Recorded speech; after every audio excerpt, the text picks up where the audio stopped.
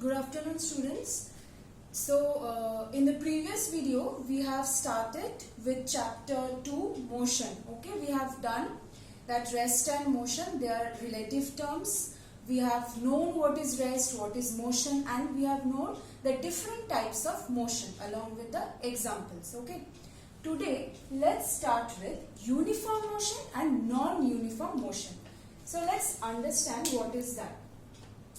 Suppose it's you, okay, you are working, say in the first 1 hour, okay, you have started to work, you have walked say 2 kilometers, okay, again in the next 1 hour, you have walked again 2 kilometers, again in the next 1 hour, you have walked 2 kilometers again. So can you see that equal interval of time 1, 1, 1, okay, it may be 2, it may be 3,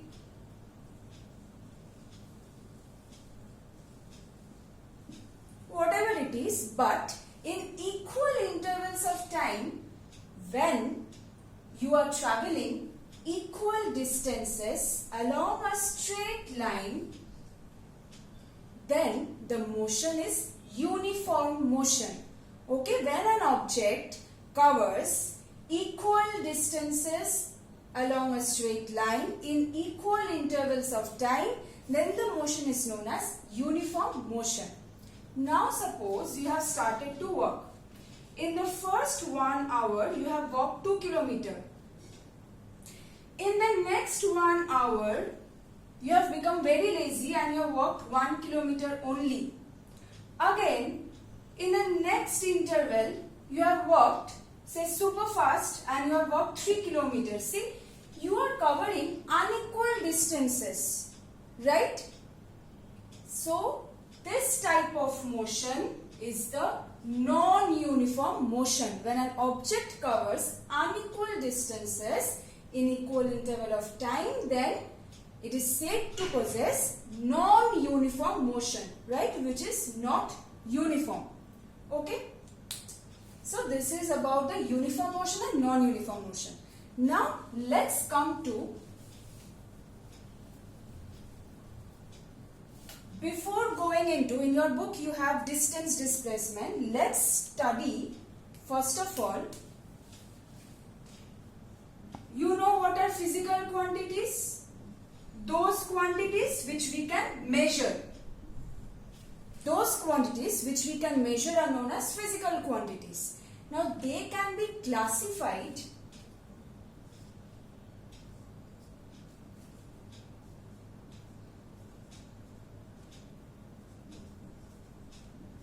scalar and vector.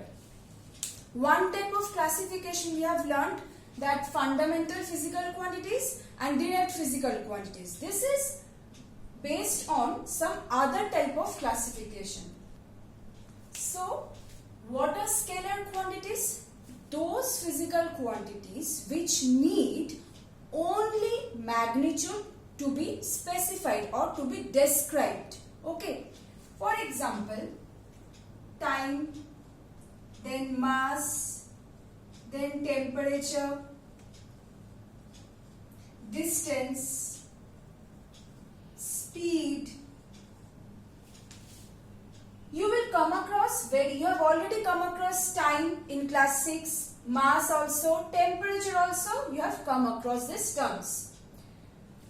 Then there are few physical quantities which need not only magnitude but also direction. Scalar quantities only need the magnitude to be described, right? That means we know the temperature is 20 degrees Celsius.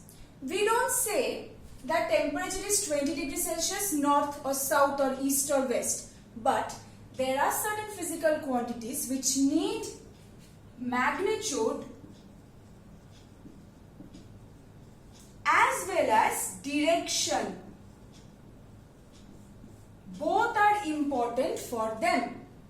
In order to describe them, both are equally important. For example,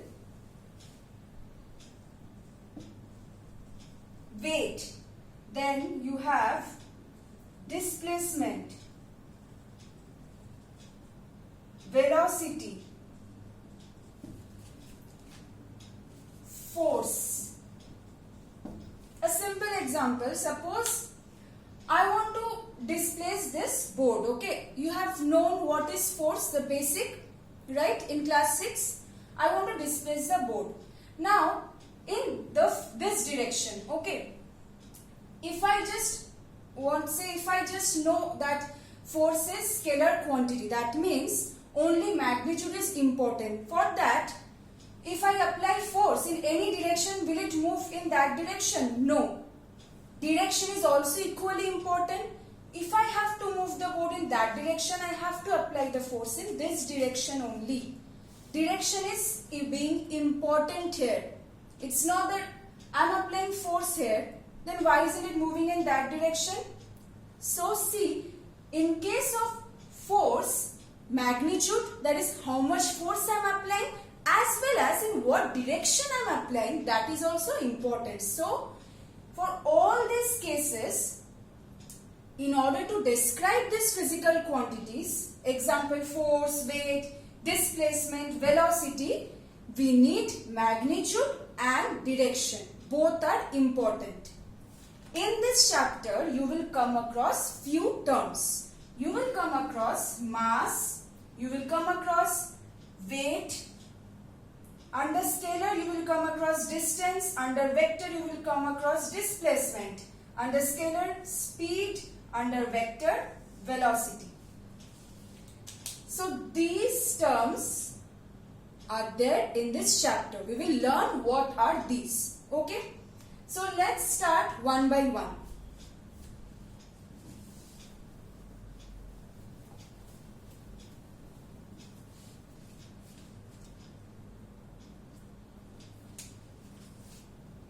Suppose, let's start with distance and displacement, okay?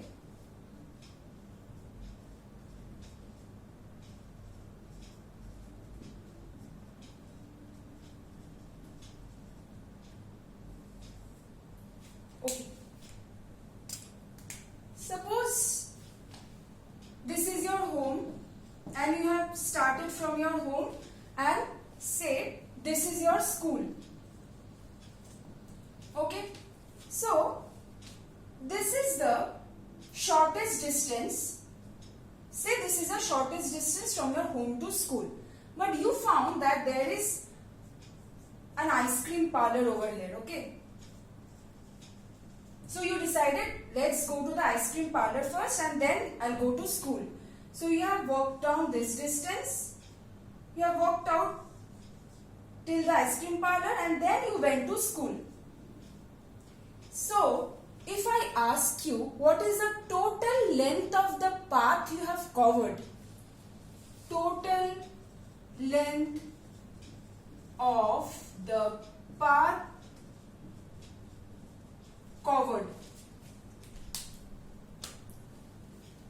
If I ask you the total length of the path covered, that will be this plus this. Because you have walked from home to ice cream parlor and then from ice cream parlor you have gone to the school. So this is the total length of the path which you have covered. This is known as distance. Okay, but the shortest possible distance between the initial position, this is your initial position, you were initially at home. What is your final position? You are at school.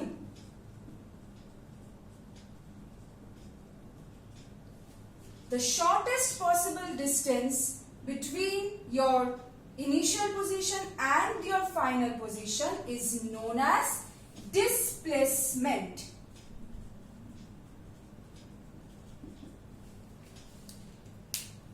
So, distance and displacement are not the same then. Now, we are calling distance as scalar. Why? Distance does not need any direction. How much distance have you covered? I have covered, say, this is 3 kilometer this is 2 kilometer. I have covered 3 plus 2, 5 kilometer.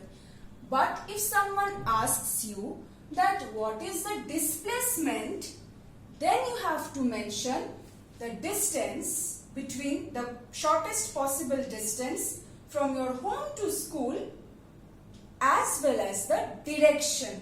That is, if this is A and this is B, your displacement is along AB.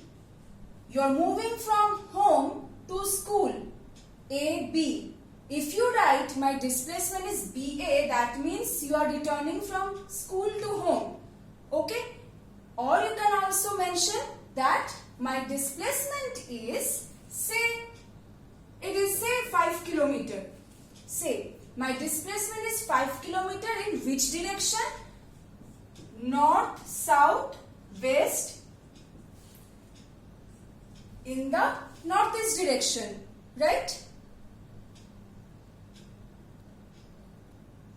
Sorry, southeast direction. That means south and between south and east, southeast. So we will say 5 kilometers southeast. Or for example,